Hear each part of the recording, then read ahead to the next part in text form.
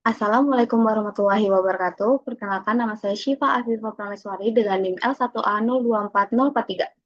Di sini saya akan menjelaskan metode teknik sampling apa saja yang digunakan pada jurnal artikel yang berjudul Tingkat Kelayakan Kualitas Air untuk Kegiatan Perikanan di Waduk Pluit, Jakarta Utara.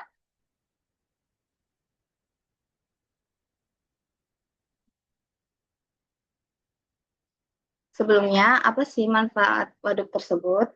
Waduk Pluit awalnya dibangun sebagai infrastruktur pengendali banjir Jakarta dan kemudian juga dimanfaatkan sebagai kawasan rekreasi.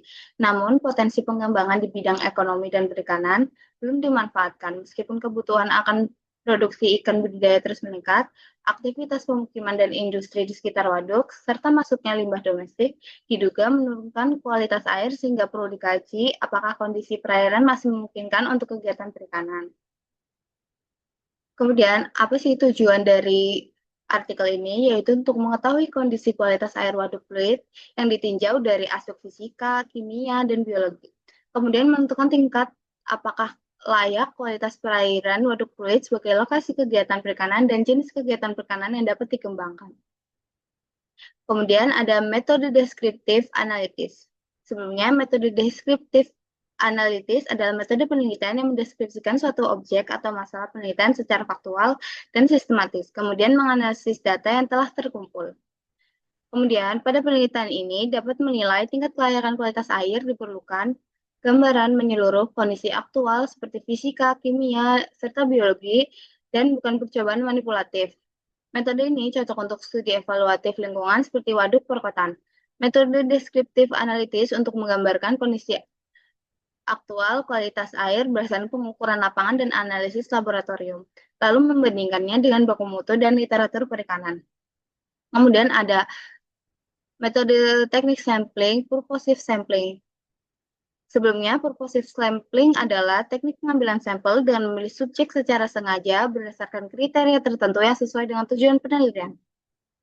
Nah, pada penelitian ini, purposive sampling yaitu ada di 4 stasiun yang dipilih berdasarkan kedekatan dengan pemukiman, industri, inlet, dan outlet air, serta kawasan elit dengan 2 kali pengulangan berjarak 1 minggu untuk menangkap variasi spasial dasar. Kemudian, sampling ini pewakilan relevan kalau memiliki berbagai sumber tekanan, sehingga berdasarkan fungsi dan potensi sumber pencemar yang acak, ini membuat hasil lebih sensitif terhadap pengaruh aktivitas manusia.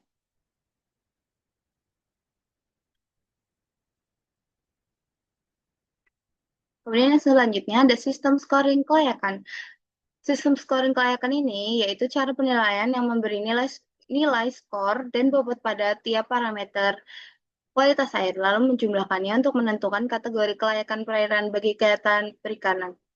Yaitu sistem scoring mengintegrasikan berbagai parameter dengan satuan dan peran berbeda menjadi satu nilai yang mudah dipahami, sehingga memudahkan penentuan status waduk untuk perikanan.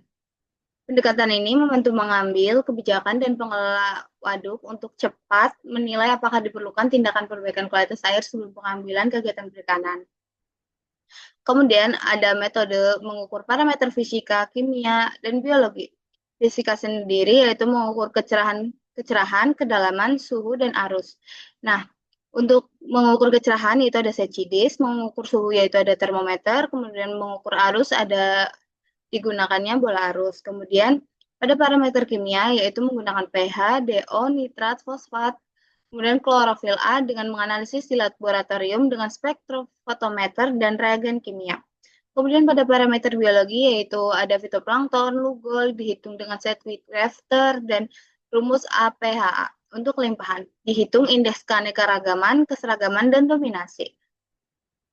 Kemudian kesimpulannya yaitu parameter fisika menunjukkan kecerahan sangat rendah dan kedalaman sudah dangkal akibat sedimentasi dan penumpukan sampah atau eceng gondok sehingga kondisi perairan keruh dan kurang mendukung habitat ikan. Dan secara kimia, pH masih dalam kisaran baik, tetapi oksigen terlalu sangat rendah dan fosfat sangat tinggi, yang mengindikasikan perairan tercemar dan berpotensi eutrofik serta tidak memenuhi baku mutu untuk kegiatan perikanan. Kemudian ada parameter biologinya, yaitu dengan mengukur kelimpahan, keanekaragaman, dan keseragaman fitoplankton. Menunjukkan bahwa kesuburan pada rata-rata sedang, tetapi komunitasnya kurang stabil dan secara keseluruhan menggambarkan kondisi ekosistem yang tertekan. Kemudian hasil scoring kelayakannya yaitu menempatkan semua titik dalam kategori sedang. Artinya bahwa cukup, mendukung, dan perlu perlakuan. Kemudian menyimpulkan waduk tidak layak langsung dimanfaatkan untuk kegiatan perikanan tanpa pengelolaan kualitas air terlebih. Sekian dari saya. Maaf jika ada salah kata. Wassalamualaikum warahmatullahi wabarakatuh.